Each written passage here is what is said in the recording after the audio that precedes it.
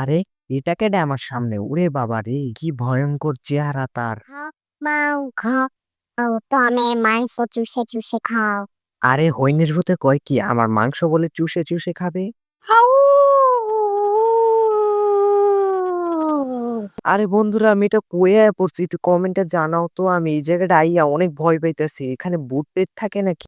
High, আমি হলাম cute খরগোশ, আমাকে ডাকে সবাই বলে কিউট। ও আল্লাহ গো, কত ছোট রাক্ষস আমার খাইয়া লাইবো। পালাই এখান থেকে, নাইলে আমার জীবনটারে পুরাই শেষ করে লাইবো। তাড়াতাড়ি এখান থেকে পালাই। ওই নির্ফুটার মাথাটা কি কারণ আমাকে ডেকে পাওয়ার। ও আল্লাহ গো, একটু লেগে বাঁচছি, নাইলে ইঁদুরা রাক্ষসটা আমার খাইয়ে লইলে। আল্লাহ বাঁচাইছে রে। তার থেকে যেমন এখান থেকে পালাই। ওরে আল্লাহ রে, আমি কি এর ভিতরে ঠিক হয়ে গেছি গা। ওরে বাবা, আমার আরে বাঁচাইবো কেডায়? ওরে বাবা, এত বড় একটা জাল, আমি এটা থেকে ছুটমু কেমনে? বন্ধুরা, এটা মনে হয় মাকুসার জাল, আমি ডরাই গেছি হুদাই। আরে উপর থেকে এটা কি পড়তাছে? আজকে ঘুমটা ভালো হয়েছে। এরকম ঘুম প্রতিদিন ঘুমাইতে চাই।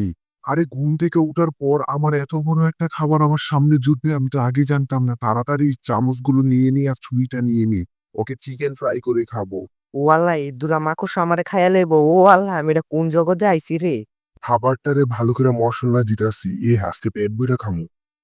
হাত, ভাগ্যিস ভালো জায়গা ওই হাত ছিটে আইছে, নাইলে মাকুসা তো আমার খাইয়েই ফেলাইতো। ওইনের ফুল তুই কি হাঁচি দিছস, আমার একার মাটিতে ফেলাই দিছস। আয় হ্যাঁ, আমার উপরে নি পরস। কইতে না কইতে আমার মাটি চাপা দিয়া দিছে। আরে আমি মাকুসারে মেডাল আমার কাছে তো অনেক শক্তি। তো আজকের ভিডিওটা একটু সবাইকে জানাই, বাই।